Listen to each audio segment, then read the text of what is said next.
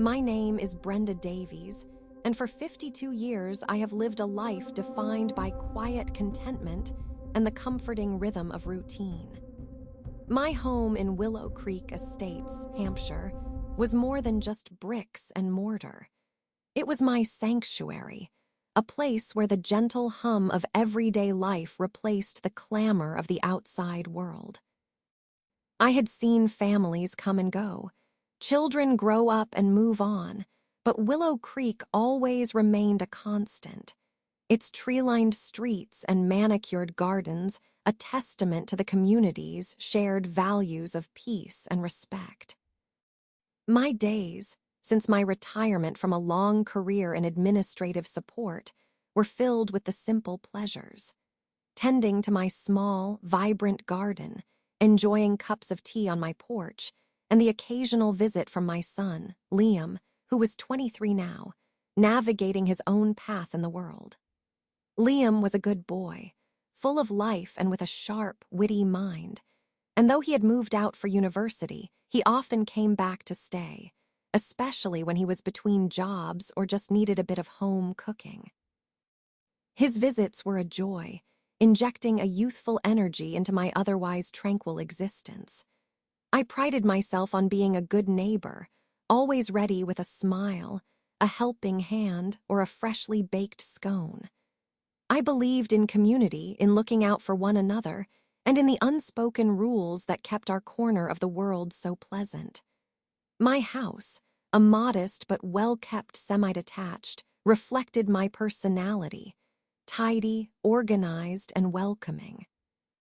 I had lived in this house for over 30 years, raised my son here, and watched the seasons turn from my kitchen window. Every brick, every bush held a memory. It was my anchor. But then, Carol moved in. She was a woman who seemed to embody everything Willow Creek Estates was not. From the moment she arrived, a whirlwind of loud chatter and even louder decorating choices, a subtle shift began to ripple through our peaceful enclave. Carol, with her overly bright clothes and booming laugh, seemed to thrive on drama, on being the center of attention. She would brag incessantly about her supposed renovations, her grand plans for her garden, and her various connections in town. At first, I simply observed, offering polite smiles and brief pleasantries, hoping that time would mellow her, that she would settle into the gentle rhythm of our community. But Carol did not settle. She agitated. She complained about the children playing in the street, about neighbors, trees shading her prize-winning petunias, about anything and everything that dared to exist outside of her meticulously constructed, self-serving universe. She saw challenges where there were none, slights where there was only indifference.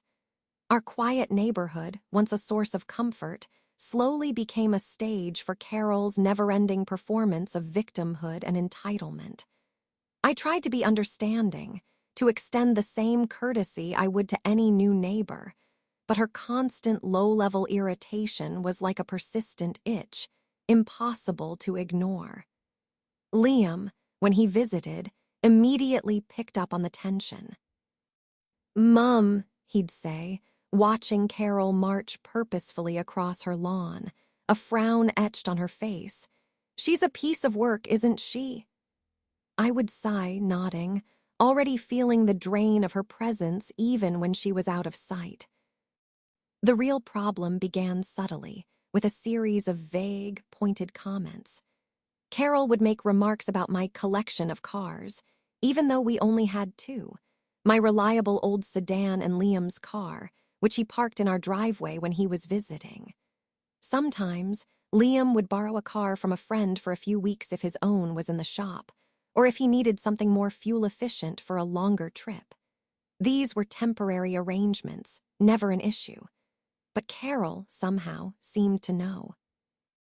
She had an uncanny ability to sniff out anything that wasn't precisely to her liking and then weaponize it. She began to drop hints to other neighbors, in hushed tones that weren't quite hushed enough, about eyesores and, People who don't respect the neighborhood's aesthetic. I dismissed it as typical Carol behavior, an attempt to stir the pot, to gain some sort of perceived moral high ground. I truly believed that as long as I was following the rules, as long as my property was well maintained, her complaints would amount to nothing more than hot air. My focus remained on my garden, on my quiet life. I refused to let her pull me into her drama. But then, on a Tuesday morning, as I sat at my kitchen table, sipping my herbal tea and planning my day, a shadow fell across my window. A figure stood in my driveway, a clipboard in hand, looking intently at our cars. My heart gave a little lurch. It was a man in a crisp uniform, a logo on his shirt I immediately recognized as belonging to the local code enforcement office. I knew, with a sinking certainty, that this was not a coincidence. This was Carol. I walked outside, my polite smile feeling a little brittle.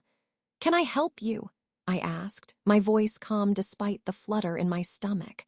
The officer, a young man with a rather serious expression, introduced himself as Mr. Henderson. "Good morning, ma'am," he said, his gaze sweeping over our driveway. "We received a complaint about vehicles being abandoned on your property and on the street." Abandoned. The word struck me as absurd. My sedan, Liam's car, and yes, the car Liam was currently borrowing from his friend, a practical little hatchback that sat neatly in the driveway beside my own. They were all in use. "Abandoned," I repeated, trying to keep the incredulity out of my voice. "That's simply not true. All of these, save for the one Liam is fixing up, are daily drivers."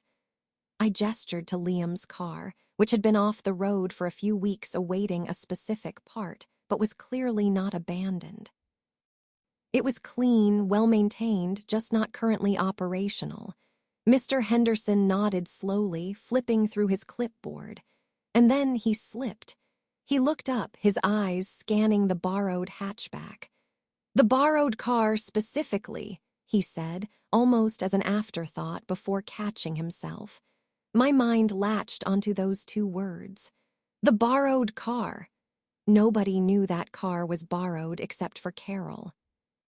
I had mentioned it to her once, weeks ago, in a moment of neighborly small talk, explaining why Liam had a different vehicle.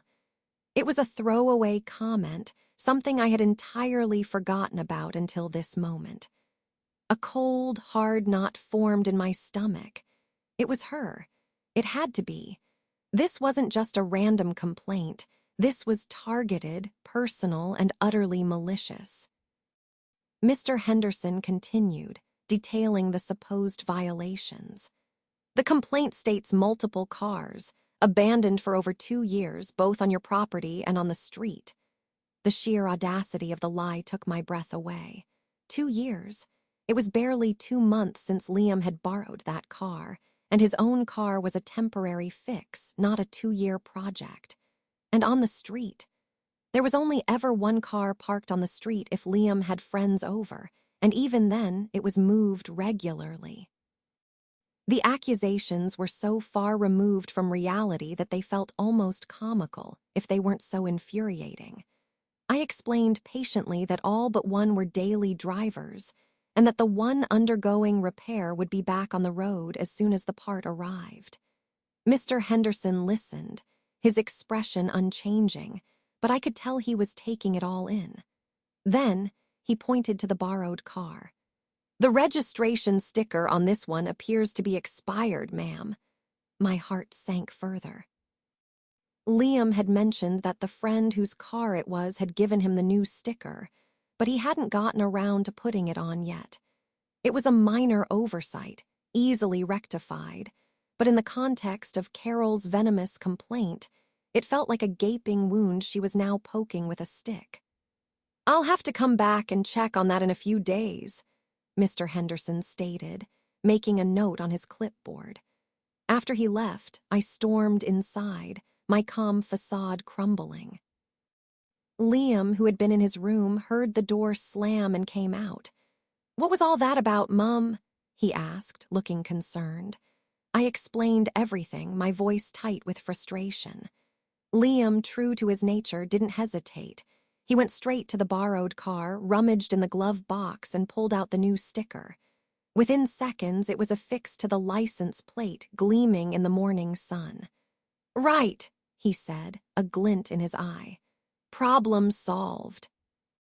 I appreciated his swift action, but the feeling of being targeted, of being unjustly accused, still gnawed at me.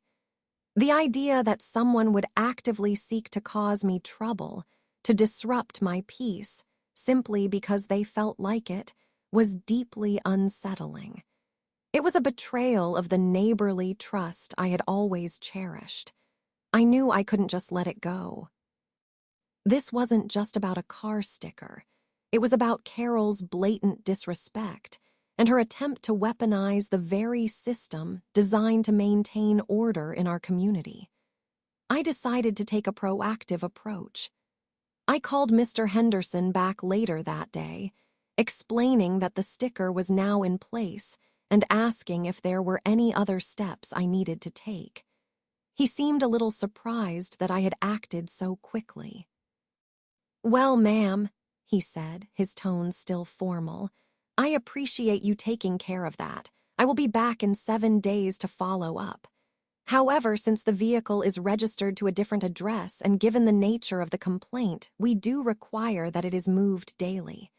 It cannot remain parked in the same spot for more than 24 hours. I will be taking photos." My jaw tightened. Moved daily. This was an absurd level of scrutiny.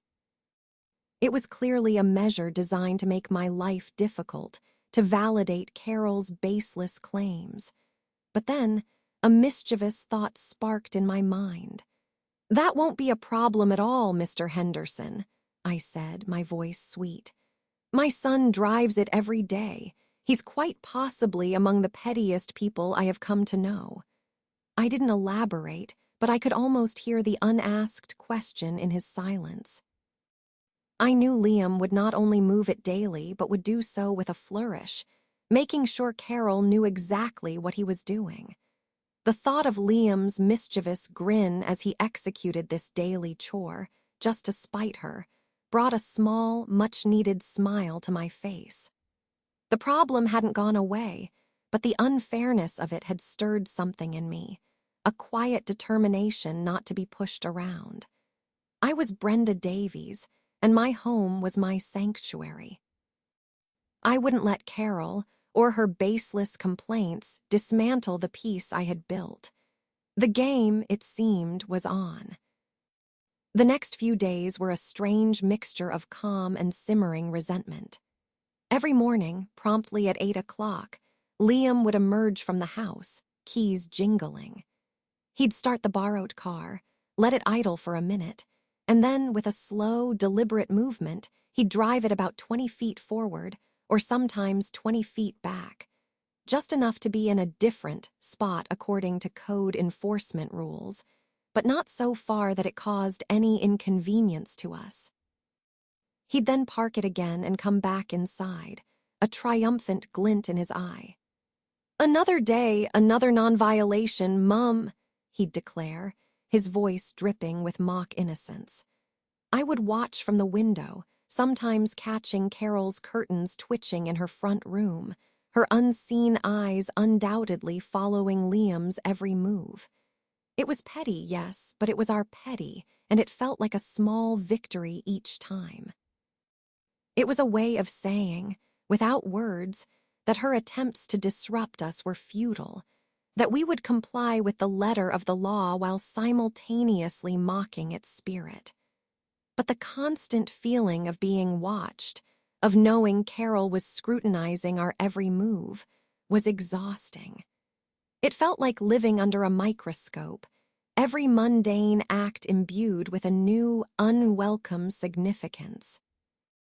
I found myself checking my own bins for stray rubbish, double-checking my garden for weeds, not because I was a bad neighbor, but because I knew she was looking for any excuse, any minor infraction, to unleash her venom again. It was a toxic cloud hanging over Willow Creek Estates, a cloud that Brenda Davies, once the picture of serene contentment, was beginning to feel stifled by. My afternoon tea on the porch no longer felt as relaxing. My garden, once a source of joy, now felt like another area for potential scrutiny. The problem, far from being solved, had simply mutated into a low-grade, persistent torment. One afternoon, while I was trying to find some information online about local council services, a thought struck me. If Carol was so quick to complain about others, what about her own house? A quick search led me to the local council's planning and enforcement website, a surprisingly public database that listed open violations for specific addresses. A surge of curiosity, perhaps tinged with a little bit of hopeful malice, compelled me to type in my own address first. And there it was, Carol's complaint, a snippet of it visible. Multiple cars abandoned on property and street for over 2 years. It was exactly as Mr. Henderson had quoted. The lie, stark and unembellished, stared back at me from the screen. For a moment, I just stared at it, the sheer audacity of her fabricating such a lengthy and dramatic accusation. But then, a second thought struck me, a more potent one. I decided to try her address. I typed in Carol's house number and street name, and my finger hovered over the search button for a beat, a sense of anticipation building in my chest. What would I find? Nothing, most likely, just a blank page confirming her pristine self-image. But then the page loaded, and my eyes widened. 2 open complaints. 2 active investigations against Carol's own property. A gasp escaped my lips. This was the same day Mr. Henderson had come to my house. I remembered seeing him walk straight from my driveway to Carol's front door, where he lingered for quite a while.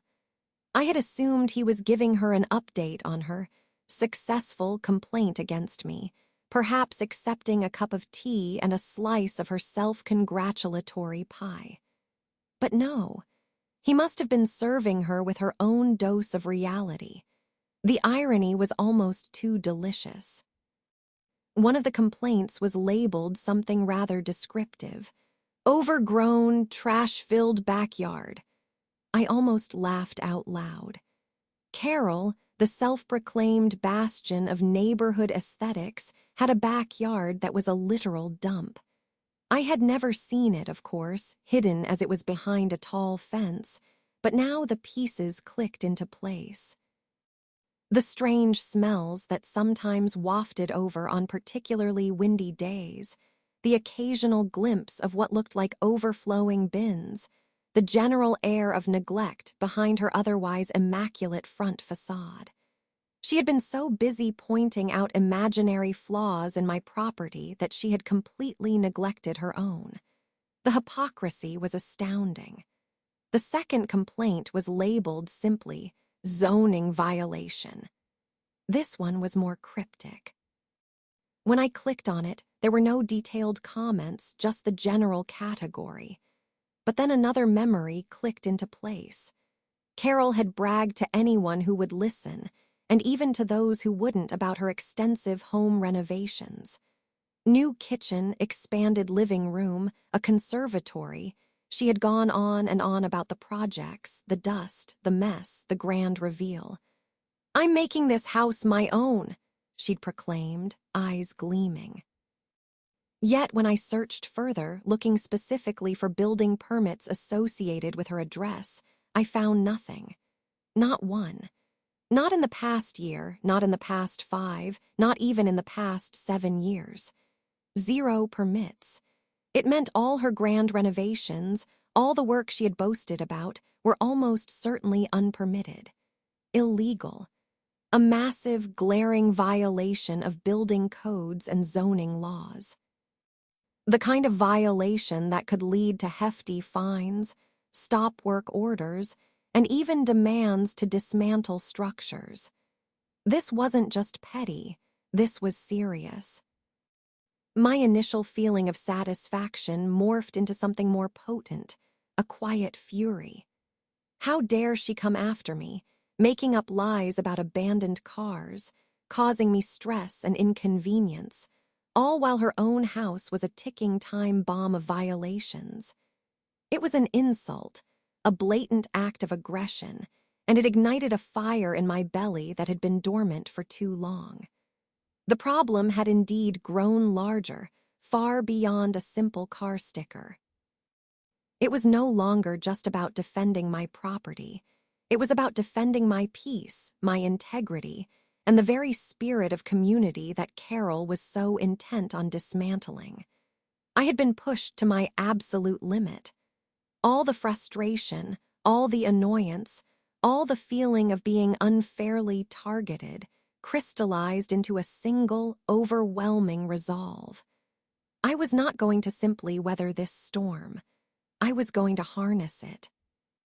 The thought of letting her get away with it, of allowing her to continue her reign of self-righteous terror, was unbearable.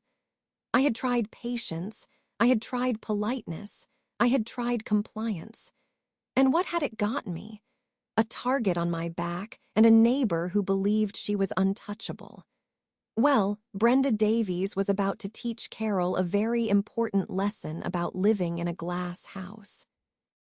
My low point wasn't the stress of moving the car or the constant feeling of being watched. It was the crushing realization that my peaceful home was under siege, and that my quiet attempts at de-escalation had only emboldened my aggressor. It was the feeling of being truly vulnerable to someone else's malice, and knowing that if I didn't act, this would never end. It was the deepest level of dissatisfaction I had ever felt with my life in Willow Creek Estates, and it spurred me towards a path I never imagined I'd take. The decisions solidified in me over the next few days.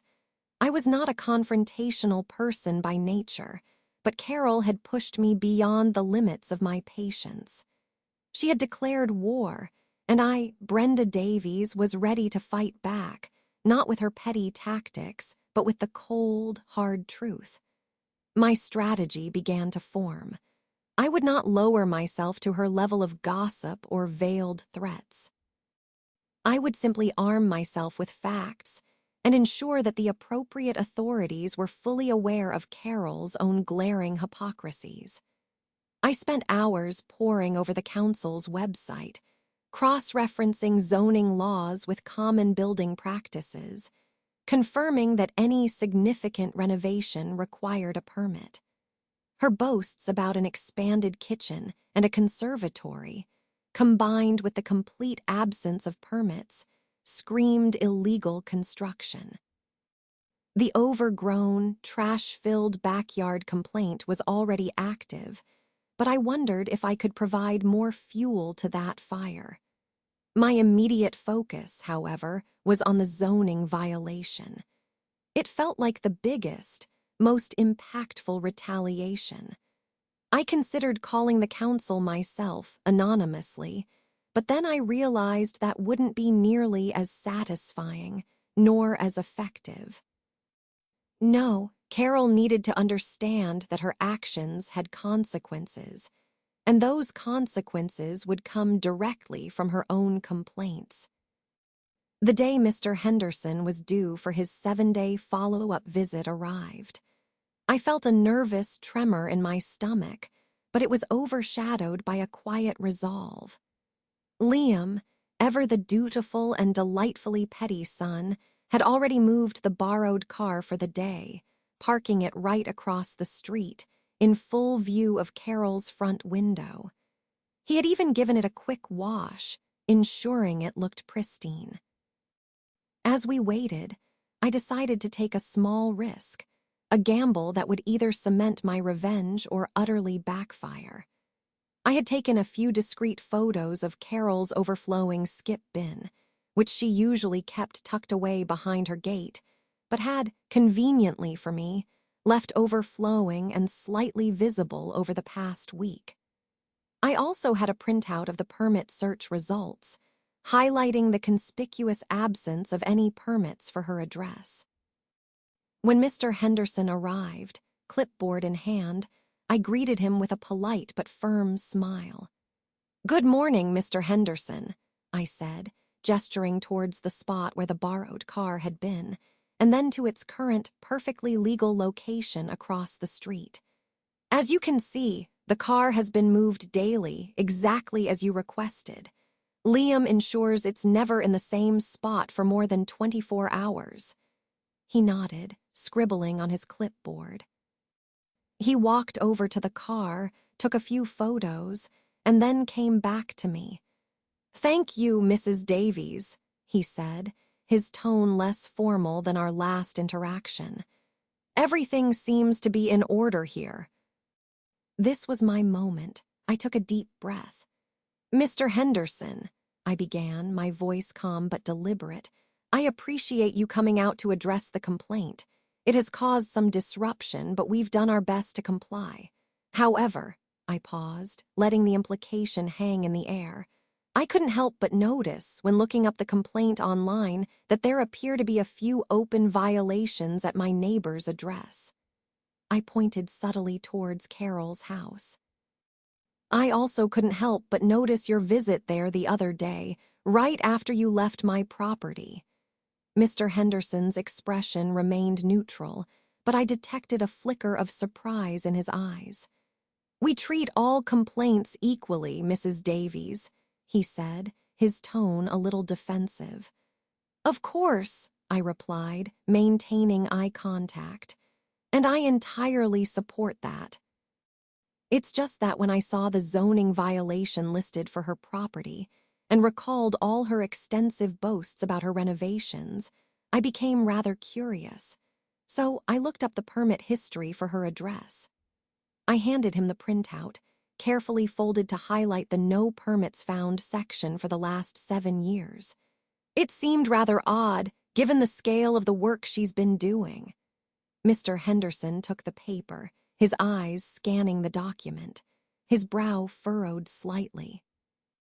"And then," I continued, sensing my advantage, "the other complaint about the overgrown, trash-filled backyard. I took a few photos of her overflowing skip bin from over my fence this morning. It seems to be a recurring issue." I showed him the photos on my phone. They weren't damning, but they were certainly indicative of a problem.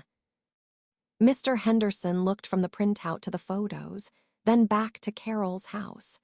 He didn't say anything immediately, but the gears were clearly turning in his mind.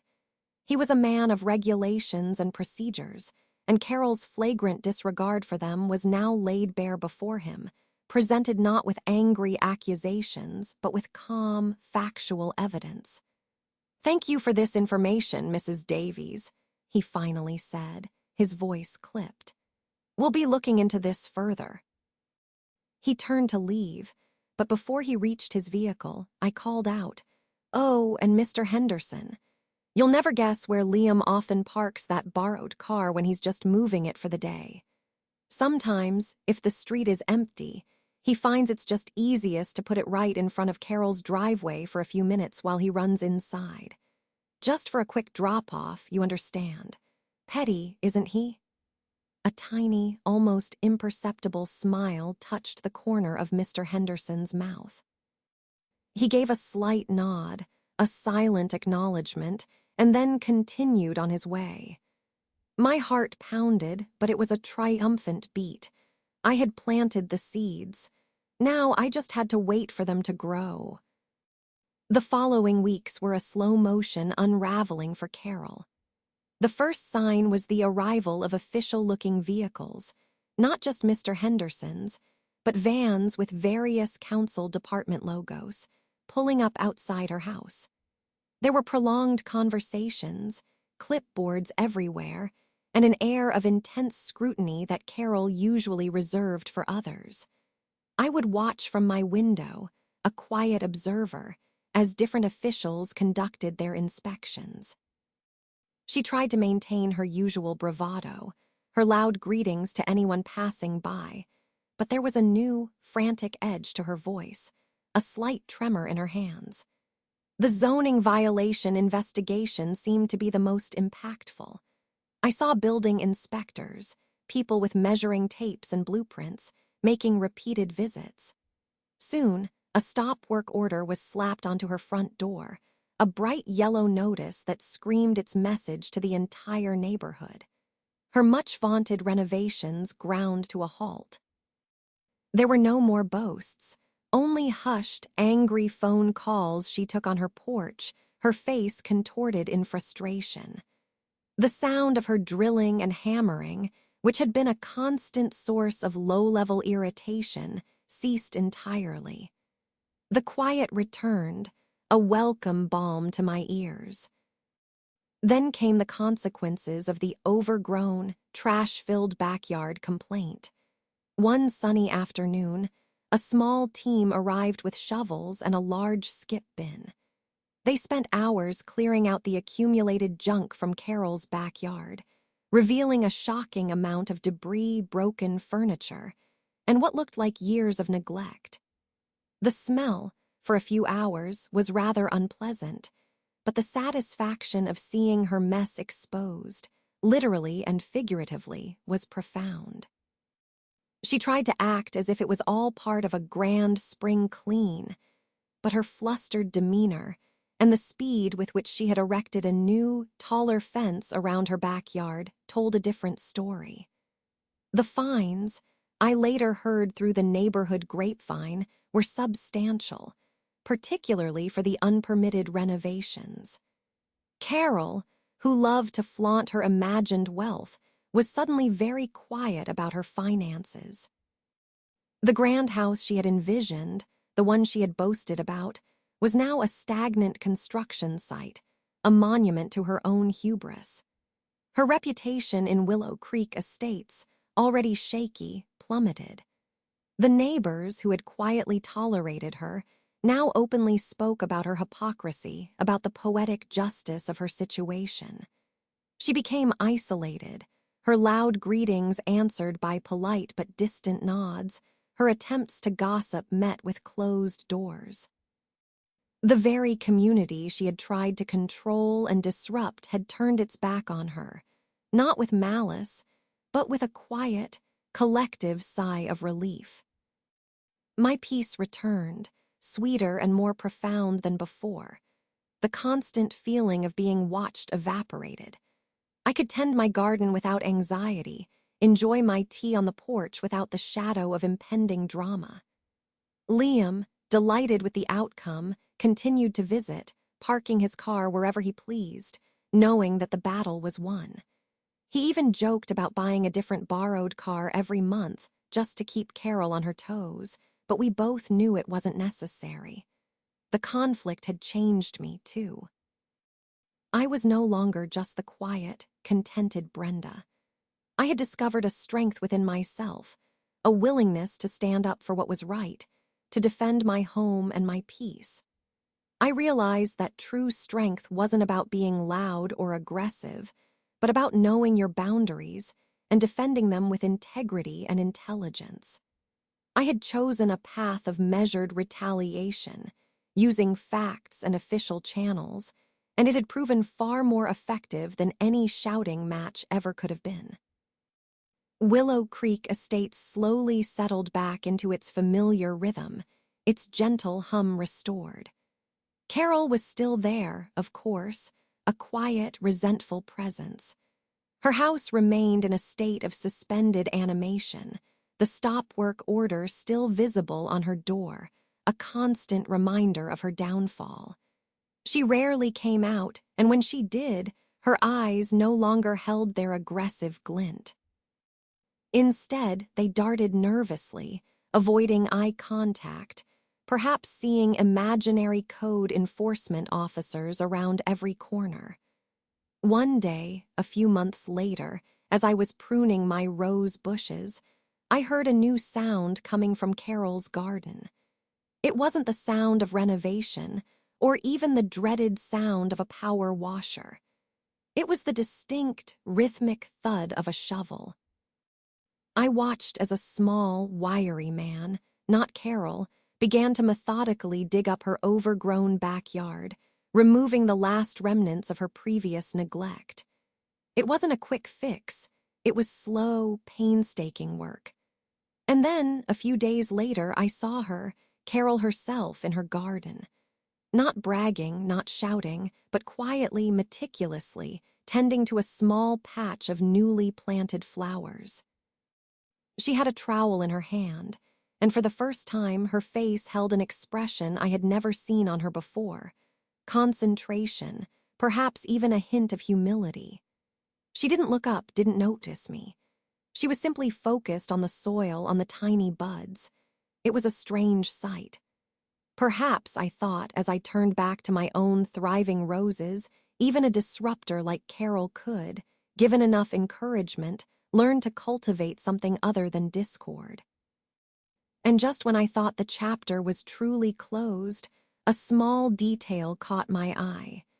Pinned to the notice board at the local community center, a new listing had appeared. A small, rather unassuming house for sale on Willow Creek Estates. It was Carol's house.